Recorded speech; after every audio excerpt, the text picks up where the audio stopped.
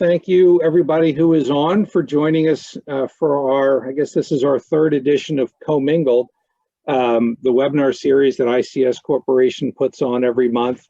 This month, as the invitation suggested, the information that we sent suggested, October is Cybersecurity Month.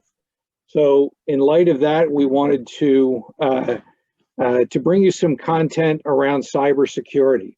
We thought it would be a great idea to talk about issues that businesses are presented with in what is really an ever-challenging security landscape, especially with the work from home situation that everybody is facing right now.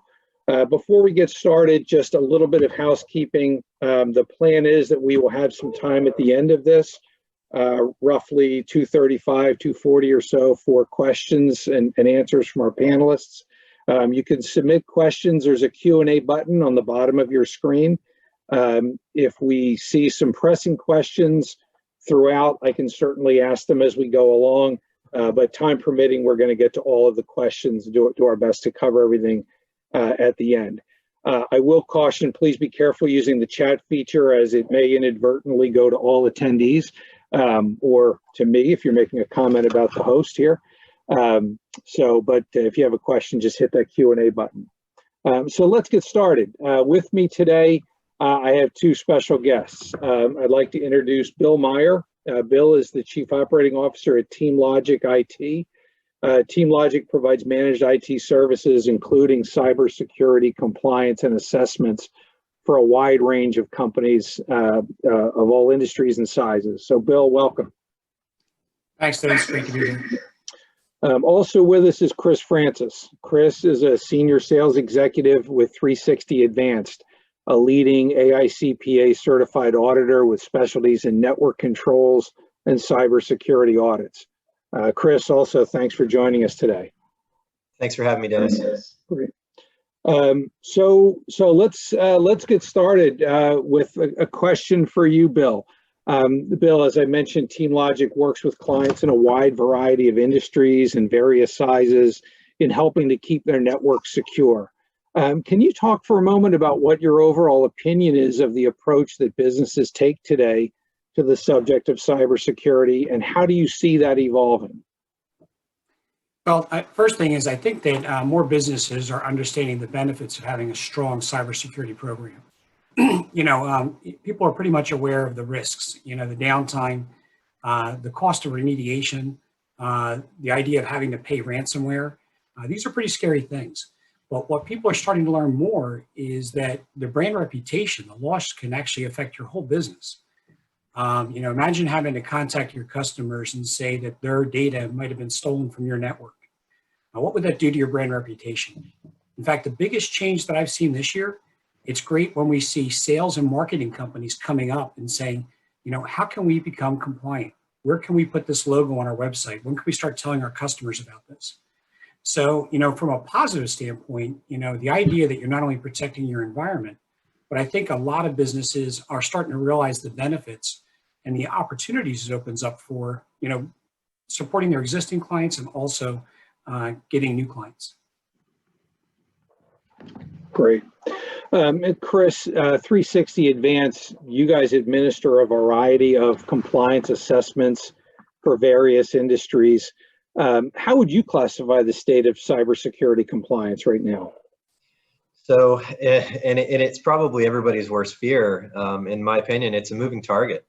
There's a lot of gray area with compliance. And what I mean by moving target is, we focus on 12 to 15 different, what I'll call common standards in the information security world, and we'll cover those later on in this. But if each standard is issuing the same, guidance each year, right? But at the same time, hackers are continually changing their tactics to breach companies that Bill works with, or even Dennis. Those environments will become stale and soon enough will become very easy targets for hackers. So what I mean by moving target is these standards are updating their guidance each year for considerations that either weren't considered in the past or considerations for new technologies that didn't exist in the past. So as it continually moves each year, compliance programs should likely strengthen themselves and change themselves, so that a hacker can't just kind of watch the traffic on the network and figure out a way to get in. So it's definitely a moving target, and it should be refreshed annually if possible. Right. Bill, when IT managers think about cybersecurity, it can sometimes be overwhelming thinking about all the possible threats, and it kind of, as Chris just hit on, it's an evolving issue. So there are so many tools out there on the market that can be put in place. But for a company that's starting from scratch, let's say they're either completely redoing their information technology infrastructure, or it's a startup business, what are some of the basic tools and controls that any company, regardless of size, should have? Well, as Chris mentioned, this is ongoing. In fact, we like to refer to it as a race without a finish line. So you got to think long-term on this. This is going to be part of your business operations forever, or at least for the foreseeable future. The idea first, I would say, is think about a cybersecurity committee. And it doesn't have to be everyone in IT. They don't have to have an IT background. It's good to get support throughout the business as to why these things are necessary. So take 1, 2, 3 people, put them together, start them out by meeting once a month. The whole idea of the cybersecurity committee is to evaluate the risks in the business and then work with management to create budgets and put things in place to improve security. And it's a constant evaluation. So that would be a great first step. Next, in any compliance, one of the first things you need to do is make sure you have good inventories. Inventories of your hardware, inventories of your software, and inventories of where your data is being stored. Especially in today's day and age, with computers all over the place, are you backing up your data? It may not just be in your servers. What about the desktops? Next, obviously, some really basic things that have been out there for a while. We don't call it antivirus anymore. We call it endpoint protection. We have to protect the endpoints. So invest in a good product. Invest in a product that gives you controls of your devices no matter where they're located. Not just because they're in your business, but are they at the local coffee shop or are they at somebody's home? So having those tools, being able to control web access, scanning those computers, and having that broad visual from a central console that your systems are protected at the endpoints. They kind of refer to this as like a zero trust network. Aside from that, basics, and these are all things that don't require extra products, but multi-factor authentication. Anything where data needs to be secured, email or just systems, you've got to look at multi-factor authentication. Right now, it's the only way to protect it, those environments and that data. Aside from that, there are basic levels, keeping operating systems up to date with patches. It takes time. There are tools out there that can help manage this. There's companies like ourselves that can do it. So you've got to decide whether this is something within your budget you can do internally and it makes sense, or if you need a third-party company that can actually help you with that. Yeah, your comment about some of the things taking time, it's funny because our operation, we're largely a 24/7 operation, and it becomes very difficult to find those windows, whether it's maintenance windows on a network or just even individual to run those patches a couple of times a week to really stay on top of all of those security updates. But it's just a commitment that businesses need to make to say, this has got to be part of that operation, because that risk of being hacked or broken into is just too great. So you're right. It forces businesses that, and in this digital world, we've all become 24/7 operations, right? We're connected constantly, and we do have to make sure that we set aside that time and really budget that time on a routine basis to make sure that we're getting those updates and patches and maintenance items taken care of. Chris, the work that 360 Advanced does, I mentioned that you do a lot of different types of assessments, and that can also be a little overwhelming with regard to the wide variety of the standards that exist out there that you assess companies on. As we at ICS found, your team can really help to guide a client toward the right assessment tools and standards. But can you talk a little bit about those different compliance standard sets and some of the different operating standards and the various assessments that are out there? And then talk for a moment about how 360 Advanced can help a company decide what's best for them among all of the options. Absolutely. So it really comes down to understanding your client's goals. There's really three reasons why someone would want to tackle a compliance standard. It's security and due diligence, it's marketing reasons for ROI, or it's really just separating yourself away from others. So, we need to understand a lot of times, what's your goal? What kind of data are you going to have on the network that you don't own? It's your client's data. So when you start to think about the types of data you have, we can then narrow down the scope of services that would really apply to a given network. And a great example is a SOC 2 versus a payment card industry report on compliance for credit card data. And if you have credit card data, it's a no-brainer. You're going to go down the payment card industry road. But if you're simply hosting client data, then a SOC 2 would likely be more applicable. So we want to understand really what the reason is that you've reached out to us. We want to understand how you're going to use the quote-unquote certifications. And from there, we'll make an advisement as to which direction you should go.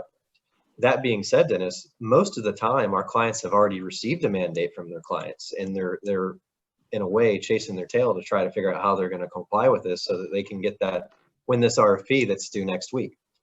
Compliance is a much longer road than calling an auditor this week and having it in place next week. And Bill can attest to that, I am sure. He's helped a lot of companies get prepared for these types of things. But holistically, it's a program. And it's a program like anything else that should be updated from time to time, as I mentioned earlier. So there's really two ways to go about this. The first, you're going to say, I need a SOC 2, for instance, and you're going to get all the requirements you need in place to comply with that SOC 2, and that's all you're going to worry about. I see this a lot more common in smaller organizations because all they're worried about really is, I have to have this so I can win this RFP or I can get this new client. And that's not a bad way to think from a startup perspective, because budget's limited most of the time, and so are resources. So just getting that one, notch in the belt for having something like that is a good thing. If you were building a program for the long run, I would say that you'd be better off. Excuse me, here I pop up. You'd be much better off doing a risk assessment based on NIST 853 and leveraging those controls into almost any compliance standard that currently exists today. When you build a program like that, you aren't limited to just having the controls in place for SOC 2. NIST is a very well-known standard that applies to pretty well any industry. And there's also different flavors of NIST that would be more applicable to certain industries. But from a general compliance program, doing a risk assessment based on that, and then leveraging controls into a SOC 1, a SOC 2, the payment card industry, HIPAA, HITRUST, ISO 27001, or even government assessments like FISMA and FedRAMP. Most of the NIST 853 controls will map directly to these services. And as you can probably tell, when you build in those efficiencies and you already have these things in place, compliance isn't the burden that it's looked at as it is today. And most of the people who see it as a real pain in the neck each year are the ones who are, I just need a SOC 2 and that's it. And we're just going to do this over and over and over. I'm not saying that's a bad thing. Having something in place is better than having nothing in place. But the individuals who have implemented a program and leverage from within typically have much more successful engagements, and a lot of times have a lot more robust programs, because now they have a client over here that's giving them credit card data, and they have a client over here that's giving them, HIPAA type data, and then they in general have a SOC 2 because they're hosting that data for their clients. So I guess as you scale the organization, the compliance program should scale with it. And that's probably the key thing to keep in mind with this answer is having a single service as a small organization, not a bad thing. It's a great place to start. But as you mature the organization and the policies and procedures and everything that interacts with it through IT and HR and operations, you'll definitely want to scale the program so you can leverage from within. And well, as we like to say, audit once and report many. So, One of the things you mentioned too is that so many of our customers, the first thing we ask them, are you held to any compliance standard? And many of them come back and say, no, we're not. But many of them, all of a sudden, they become surprised because they are actually a business associate of someone that has a compliance standard, and that customer is then holding them to that standard. mhm. So in other words, all of a sudden you find out that you've got PHI or protected health information, and that client of yours wants to know if you're meeting HIPAA compliance as a business associate. The same thing is true with almost any other data, PII, personally identifiable information. Once you start having access to your client's data, either remotely or on your network, you've got to uphold those standards. And those companies are releasing contracts based on people that can prove they are doing that, because they are actually being held responsible for the data they're releasing to you. So I think compliance is more than just those that have to comply at the first level. Yeah, and you're absolutely right. And I can give you a really good example. I can't tell you who the client is, but their client was Microsoft, and they went through the complete onboarding process. And at the end of it, let's see this compliance certification. They didn't have it, and they basically couldn't receive a PO until it was put in place. And they're in the process of doing so, but it's a 6-month timeline. So it's not an overnight kind of thing. And if you're out there looking for business that requires compliance, I like the proactive approach. You probably want to start thinking about talking to an auditor and figuring out what you need to do to get things in place so you can start going after those larger RFPs and winning bigger accounts. And so the real life example and commercial here for both of my guests here is for the last several years, ICS Corporation has gone through the SOC 2 process, and the sales team has constantly been badgering me saying, when are we going to have our HIPAA certification? When are we going to be HIPAA compliant? And we knew all along that we largely were doing the things that gave us HIPAA compliance, but it was that process that was so big. This past year, the teams at both TeamLogic and 360 Advanced did sort of a bridge gap analysis between the SOC 2 standards and the HIPAA standards, and we identified that by going through SOC 2, we were doing about 95% of what we had to show for HIPAA. And so we just identified that gap, knocked those things out in terms of showing those controls, and we got both certifications done under the same examination period. So there's that crossover between many of them, but it allows you to continue to evolve as a compliant organization across a lot of industries. So that's been a tremendous help to us. And I'd like to point out, oh, sorry, Bill. Okay, Chris. I'd like to point out real quick, Dennis, that the controls from SOC 2 were mapped into HIPAA. And Dennis's company had about 90% of what he needed, as he mentioned. So it's very important to understand that when these compliance standards come out, they aren't the wizard of compliance that came up with these specific controls that nobody's ever heard of. A lot of them are very much the same, especially from a physical security standpoint. And that's why you are able to leverage from a SOC 2 into HIPAA or a high trust into a SOC 2 or whatever direction you need it to go. Just keep in mind, a lot of these controls are very much the same. They're just— Yeah, I was going to mention that, most compliance standards are built on a NIST standard. And then from there, they have outreaching areas because of the type of compliance that it is, specific to a certain type of data and how it's being stored and how it's being shared.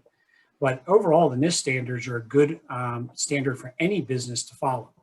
And it goes into everything from procedures to monitoring to security committees and security compliance officer, and just about everything that a business needs to keep its data secure. So Chris, kind of a follow-up on that, businesses go through the audit, SOC 2, HIPAA, but if I'm performing due diligence on a vendor that has gone through one of these audited assessments, what sort of things should I be looking for when I read that audit report? They're 70 odd or 90 odd pages long, right, or longer. What are the highlights of what we should be looking for when we do our vendor due diligence? So the first, in these reports, there's typically always a management assertion letter. And I would be looking to see if there were gaps in the report, which should be noted in that area of these reports. So that would be my first thing to look for. sometimes a gap isn't a bad thing. For instance, if the policy read that, Susie that got fired needed to be locked out in 24 hours, but she was locked out in 48 hours, if I was doing due diligence on a vendor, that probably would not exclude them from my selections. That's a very low risk type of thing, and I don't think that makes any difference as to whether you should select them or not, short of Susie being a crazy hacker and getting into the system, that night. But you want to make sure they're doing annual penetration testing at a very minimum, outside of their compliance standard, whatever type of standard they may be complying with. I think it's important to ensure that your vendor have some level of security, internal or external, via a company like Bill's. If you don't have an internal resource for security, likely you have on-prem servers, and if nobody's managing that to a level that's what I would call acceptable, then you're at risk there with that vendor. There's automatic risk. Using a company like Bill's with TeamLogic, if you don't have that internal resource, you have someone there who's at least keep an eye on the network doors and making sure that those types of things, hacks can't happen. Another thing that I would look for is, are they outsourcing your data to somebody else? That's something important to know. If you are, in Dennis's situation, this isn't the case necessarily, but if he's taking in client data and then he uses an application in AWS, that's something I would want to know where the data sits. So I would be looking for that information as well. And who has access to that data is very important to consider as well. Because as Bill mentioned, it's all about branding. And if your brand name is that, oh, we were hacked and now our name's all over the news, that's not a direction you want the company name to go. So in your security due diligence, definitely make sure that they're complying with the standards that are relevant to your industry. Make sure they're doing an annual penetration test. And the security questionnaires aren't a bad way to go, because they typically come with a risk rating. But whether that is pertinent or not to you, once you see the certifications, a penetration test, and hopefully an annual risk assessment, I think that should be sufficient as long as the business is comfortable with their processes, and they have some level of standard that they hold themselves to from a security perspective. So shift gears for a moment, Bill. In March, obviously, almost every company was hit with the unique situation of having to have employees work from home. What are some of the added security concerns that come from a remote work environment? And what are some steps that employees and employers can take to mitigate those risks? So obviously, working from home came pretty quickly for a lot of businesses. Businesses were always used to working behind a firewall within their brick and mortar building. And when you have that firewall, you can kind of monitor what's going in and out of your business. So the idea of people working from home opens up a wide range of concerns. This again is where you have to protect the endpoints. You have to have software on there to be able to monitor the health of those systems. We're talking about possibly, hopefully it's your own equipment in the client's home or in the user's home, but what else is on their network? What are their kids doing in the other room? What sites are they going to? Just like within your environment inside your business, everything is kind of connected. The same thing is true at the home. Endpoint protection software obviously is important. Web filtering, a lot of security monitoring tools are helpful. I'm not a big fan of, especially dealing with confidential information, of BYOD or bring your own device. Might be acceptable for a phone with mobile device management software, but for the home computer, there's too many risks that are out there. You don't know what the computers are being used for, and you don't know if they're properly protected with all the software. Remember that, just one computer not protected in your environment is like leaving the back door of your house open. That all it takes is that one area to get in, and ransomware can be initiated, or data theft can occur. So working from home brings its challenges. The other big concern I have is the backup of data. Sometimes it's harder to get things to and from the server in the office, and more things are stored on the local computer. So what is it that you're doing to back up that information? What are you doing to back up your email? Most businesses nowadays use Office 365, but they only retain data for about 30 days. Past that, information is gone. So you've got to think about all your data, where it's at, is it secure, and how is it being backed up? That's a pretty good starting point. I think businesses are going to be watching over the next year as working from home becomes more of the standard about how you manage productivity, what's going on those systems. Security services and security monitoring, what's happening on those computers, is data being downloaded, how much, is it private? There's a lot more you have to watch, and it's harder to do when your employees are not behind your firewall. Definitely presents a lot of unique challenges. And it was certainly something that, this time last year, none of us thought. We all think about remote access and have VPNs in place, but we didn't consider that 100% of our workforce would be doing that. So a lot of changes, and we think about those things as we look at different risk assessments. And you've both talked a little bit about risk assessments being a part of an organization's overall compliance strategy. But Chris, what are some of the new risks that, as we sit here in October of 2020, that businesses might need to be aware of and start monitoring looking ahead towards 2021? Well, that's a great question, Dennis. And from a compliance perspective, there really aren't any additional risks outside of pandemic planning, I suppose. Nobody was expecting that. But from a compliance perspective, as long as you have those remote access controls in place, the compliance standards are built for that kind of work. So a lot of our clients are 100% digital now, and everybody works from home. And they're all utilizing, as Bill was discussing, the VPNs or the OneDrive systems that are basically cloud operated and you sign into remotely. Although it is on your home Wi-Fi network, as long as the configurations are appropriate, they wouldn't be able to access those systems. Dennis, I also mentioned mobile device management, or MDM. Yes. So any device that leaves the business, you really need to have a product like Intune, which is a Microsoft product, installed on it. You've got to be able to control those systems. You're losing a lot of the controls that a Microsoft domain used to bring with computers inside the business.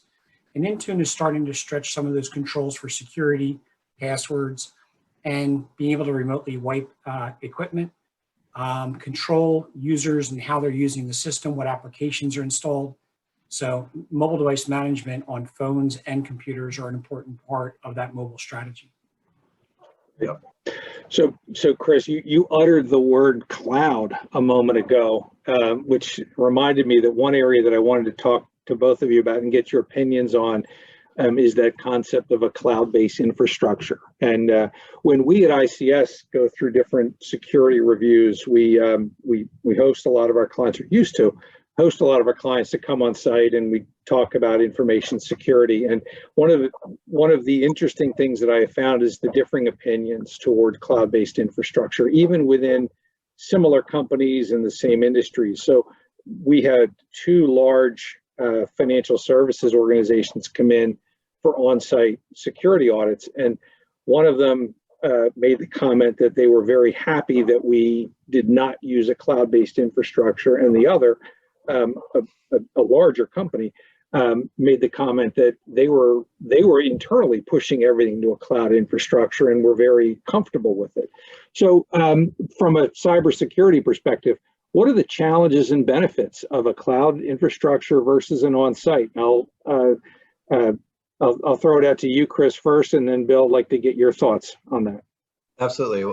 And first of all, financial institutions typically are very old school with their computer systems. So I'm not surprised that one of them wasn't very happy about it. But from a auditor's perspective, or somebody who sees a lot of startup SaaS service providers, it's all about managing risk.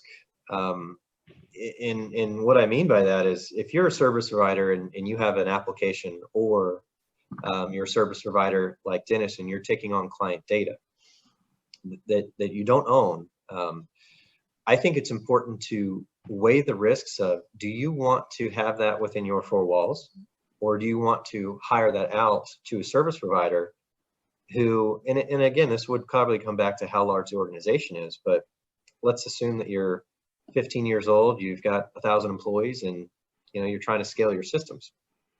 I think an AWS situation is very viable, both from a scalability standpoint and from a risk perspective. Any employee could access that at any location, which is great. That makes a big difference. And then if you're small, the scalability of it, because we have 5-person SaaS type companies who are doing 100 million a year. It's insane, but it's because AWS can scale that and they can handle the load with 5 people. So I think it all depends on your business objectives, but if it comes straight down to managing the data risk, then I think it's a very good way to go for your business. Get that data outside of what we'll call your own servers. Have a service provider who's responsible for the uptime, the physical security, who has all of their own compliance standards. And from a strategy perspective, when you go through your audits, because your service provider will have those audits in place, now you can lean on those reports for part of your own assessments. And again, leveraging from within. It makes it all a bit easier, and the physical security walkthroughs are now put on the service provider, and the uptime is put on the service provider. So there's a lot to consider around the risks of this and how you want to scale the business. Bill, what are your thoughts there? Well, first, the term cloud's been out there for 4 or 5 years now. It's pretty popular. Everyone wants to go to the cloud, right? But I think you really need to look at first what you're moving. The cloud can be, for instance, Office 365 is an email program that's in the cloud. The cloud can mean a lot of different things to different people. It could be sharing files. It could actually be moving infrastructure like servers and large amounts of data. You can even have virtual desktops in the cloud. So each business has to be evaluated based on risks. Do you have a generator? Do you have redundant internet?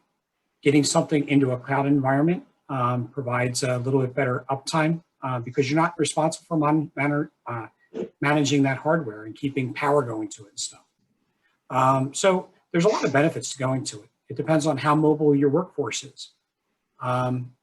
There's also more risks because once it gets out, as Chris mentions, outside of your environment, it's harder to watch. Microsoft Office 365 is one of the most attacked platforms on the internet. And it's because you can be anywhere in the world and try to access it and try and log in. As you move more things to the cloud, you really need to start thinking about what's called a SIEM server, SIEM, or Security Information and Event Management System, and some security services. There's a lot more that needs to be watched when something is open to the world like that. Who is accessing? Who's attempting to access? What country are they trying to access it from? There's a lot of different clues that you need to look at and evaluate to see if that data is at risk. It's a little bit harder to see things in the cloud of who's accessing and when. And that 24/7 monitoring with a security service is the way to help mitigate some of those risks. So what I've heard from both of you throughout the last 35 minutes is the sort of common component or common theme is almost any structure is doable. You just have to understand what you're doing and think about constantly what risks have happened, right? Or I'm sorry, what risks can occur with what we're doing. We're putting a new server on, we're installing a new piece of software, or doing whatever the changes to the infrastructure. Does it change any additional risks, and what controls can we put in to manage that risk? And that's that sort of constant thinking that a good compliance program can have for a business. So Bill, before we go to a couple of questions, one final question for you, and this is sort of a favorite topic of mine, that's personal cybersecurity, right? It blends a little bit with, now that most people are working from home, that it enhances our need for personal cybersecurity. But can you share with our audience some of the basic tips or tools that are available to everyday consumers to protect themselves outside of the office? I'll start again with purchase a good endpoint protection software. It's not only about scanning for viruses, it's also about protecting you from clicking on known bad websites through web filtering. The other benefit you can do too is that, especially if you have multiple computers in your house, you have children, you want some of those parental controls. You want to be able to block certain categories of sites from them going to. The other thing, obviously, I mentioned multi-factor authentication. If you're not doing it now, I'm surprised, but you really got to think about doing it on your personal email accounts, but certainly on all your banks. In fact, most of them are requiring it. Anywhere where you've got information you don't want someone to have access to, you've got to have that secondary authentication that it's actually you trying to access the account. So multi-factor authentication would be a great first step. I think the other thing is some type of password manager. There's a number of them that are out there. They actually have family plans right now, so you can create a login to a specific site and then share it with the members of your family. So I think that that's a great place. The idea of storing your password list inside your email was never a good idea, but I think people are starting to realize that.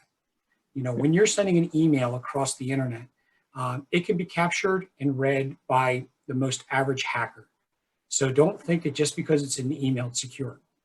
There are add-on tools that you can put on emails to encrypt them. Some of them are built into like Microsoft Office. There are third-party tools that make it a little bit easier sometimes, but overall you have to encrypt an email in order for it to be secure. That's why your banks will have a separate website with like kind of a fake email account, looks like, where you're uploading and loading information because you're already protected in how you're connected. It's not really email. So those are some of the things I think that people need to look at. Obviously, keeping your Windows updates and Mac updates running on your equipment. Make sure that you're not dealing with an antiquated operating system. Everyone knows that Windows 7 at the beginning of the year was no longer supported by Microsoft. Now, those security updates are basically the manufacturer finding security flaws and correcting them. And what they're telling you is that we're no longer watching Windows 7. As new security flaws come up, we're not fixing them. So you really need, everyone needs to be on like a Windows 10 or a current Mac platform to have the best security in place. Great stuff. So a couple of questions. The first one I think is a simple one. The term NIST was thrown out.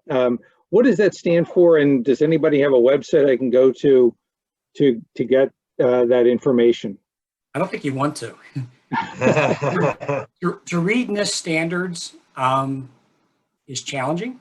Okay, you really need someone to interpret it for you and tell you how you can comply. So you can just look up NIST, National Institute Standards. I'm wrong on that, Chris. What is that? National Institute? I thought it was National Institute of Science and Technology. It's a NIST.org, I believe, is the governmental website, and it is government type standards for cybersecurity. So I'm sure it makes perfect sense. It's from the government. Yeah, you can search it. You're going to find a lot of like deep numbers as far as different areas and so forth. And the first time you read, like I said, you're going to be overwhelmed. And there are simple ways of complying with the standards. There are policies that are already made and stuff. So it can be a lot easier than what it looks. But the main thing is you have to start. Yeah, you may not have the budget for everything, but you ought to start putting money in the budget for cybersecurity. Remember, even if you're not held to a compliant standard, many states are putting things in. What GDPR came out with the European Union, that protects the privacy of individuals and their data and their access to their information and the request for you to delete it. So a lot of those security standards are now in place now in California, the California Consumer Privacy Act. New York has the Department of Financial Services came out with their standards. And eventually the United States government's going to come out with one. So the ideas of having multiple layers of security, monitoring environments, and having policies and procedures to protect the privacy of individuals is going to be there for every business. That was actually one of the next questions was about GDPR and the California Consumer Privacy Act and whether or not you guys thought they may continue to roll out through the country, whether on a state by state or at a federal level. And I guess a lot of that will depend on the next election. But Chris, where do you see various other states in terms of adding things like what California did with the CCP? I think that it's going to have to become a federal issue because businesses can't switch gears 50 times to comply with specific standards at a state level. So there's going to have to be a, like Europe came out with in GDPR, there's going to have to be a national standard that each company is upheld to.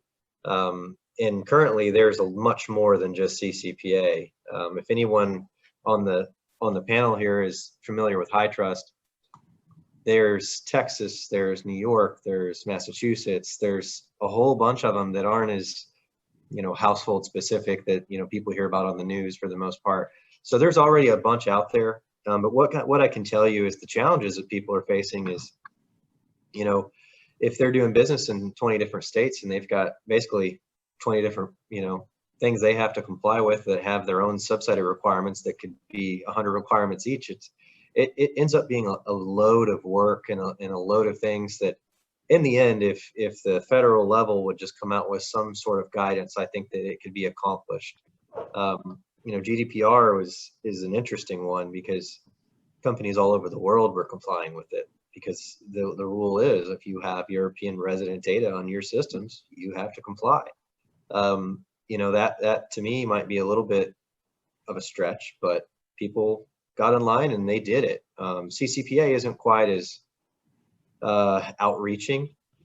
There's 3 specific requirements, and I won't get into that at the moment, but for the most part, if you aren't doing business in California, you don't own the data, you don't really need to comply with CCPA, but there are circumstances where you would need to. So again, I think it goes back to the federal level, and they should come out with some form of GDPR for the US. I think that, the other thing is that some of these standards, compliance standards, are coming with teeth, meaning fines. So much like HIPAA that has associated fines with breaches, GDPR does as well. So, and as Chris mentioned, if you have clients that are citizens of the EU and you have their data on your system, then you have to be held to that same compliance standard. So, and the other thing to think about too with HIPAA, if you're dealing with healthcare information, when you sign that HIPAA business associate agreement, meaning that you have access to PHI or protected health information, you are liable for all the same fines, penalties as the covered entity, meaning that hospital, doctor's office, healthcare provider, as them. So there's a lot of risk with this, and you can, you don't want to scare people into compliance. I don't like that tactic, but there is risks, and each business has to weigh out the fines, the loss of the business name in their area. There's a lot of risk involved with this, and that has to be evaluated. So it looks like one last question. Customer, I received an email from my bank asking that I reset my password, and their address seems or looks different or fishy, and I ignore it. Is this really a standard practice for banks? Can I take that for a second? Sure. We missed an important part, Chris, and it's something we recommend to every one of our clients, and that's cybersecurity training. So, you can put all the layers of protection in that you want, and if your staff let in the bad guy, you're done.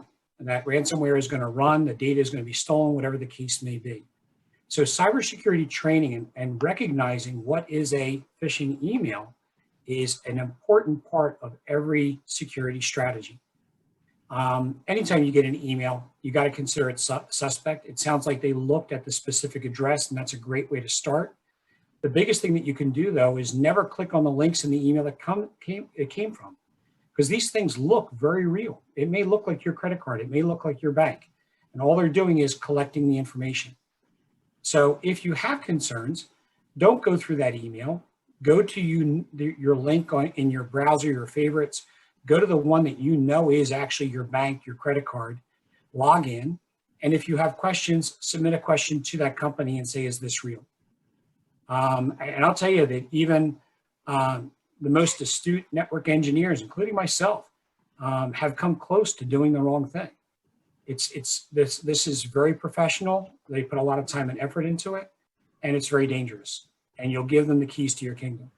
Yeah, those scams have gotten very, very sophisticated over the years. So it's it is important. It's something that we go through every year with all of our employees to make sure it's a big, that cybersecurity training and social engineering type of content is a real big part of that. So part of that training is also phishing campaigns.